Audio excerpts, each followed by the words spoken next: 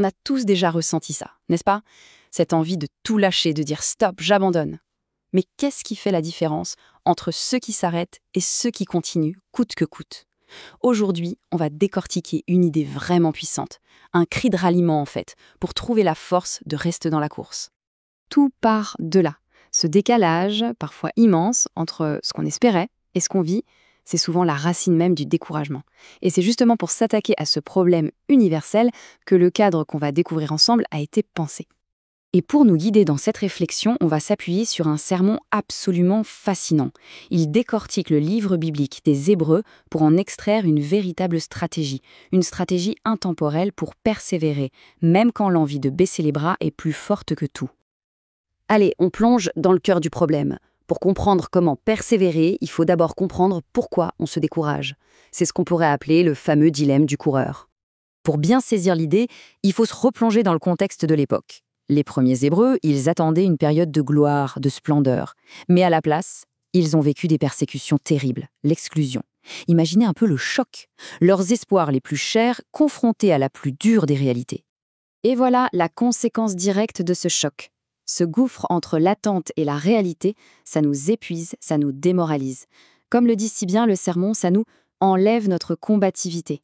La vraie question devient alors, comment est-ce qu'on la retrouve, cette combativité ?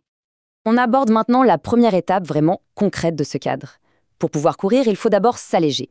Ça veut dire identifier et se débarrasser de tout ce qui nous freine. Le sermon utilise un mot grec très imagé pour parler de ces obstacles, alkon. Attention, il ne s'agit pas d'un simple poids. Non, c'est un véritable encombrement, une masse qui nous empêche littéralement d'avancer. L'idée est simple, mais radicale. Pour monter d'un niveau, il faut accepter de lâcher du lest.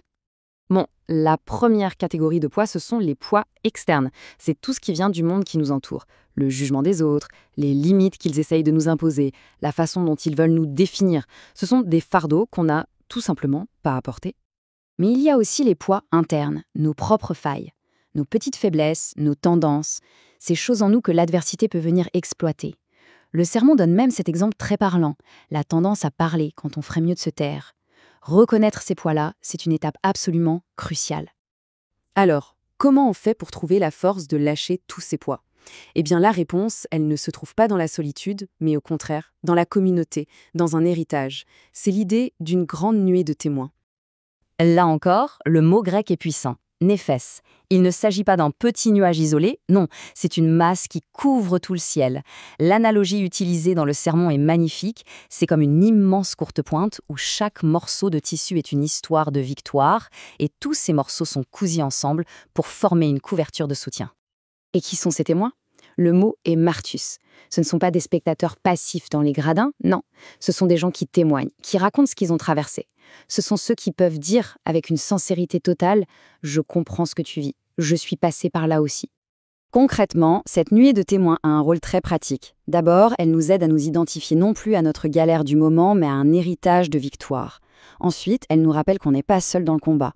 Et enfin, elle est la preuve vivante qu'il est possible de s'en sortir.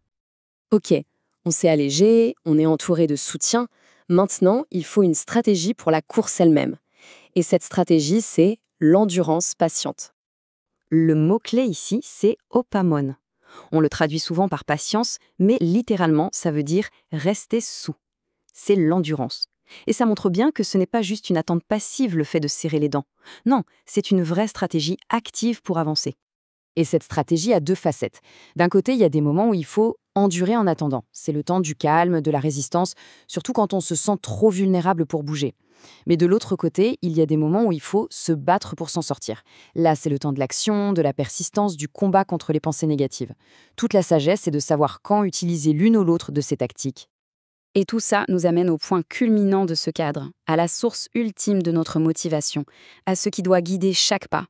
C'est dans les moments les plus sombres que cette étape devient absolument vitale. Quand on a l'impression que tout s'écroule, quand la tentation d'abandonner est à son paroxysme, notre réflexe naturel est de ne voir que le problème. La stratégie gagnante, c'est de forcer son regard à rester fixé sur l'objectif. La fin du sermon est une véritable montée en puissance émotionnelle. C'est la reconnaissance que la persévérance, ce n'est pas l'absence de douleur. On peut être en larmes, mais on reste dans la course. On peut être blessé, on peut avoir mal, mais on reste dans la course. Chaque pas compte, même s'il est difficile. Et tout se résume à cette déclaration finale. Une affirmation de résilience pure, la décision, malgré les larmes, malgré la douleur, de ne pas abandonner. Alors, pour conclure cette analyse, il y a une question qui se pose pour chacun d'entre nous. Si on applique ce cadre à nos propres vies, qui sont les personnes, quelles sont les histoires, les victoires qui composent notre propre nuée de témoins? C'est peut-être dans cette réflexion que se trouve la force de continuer à courir.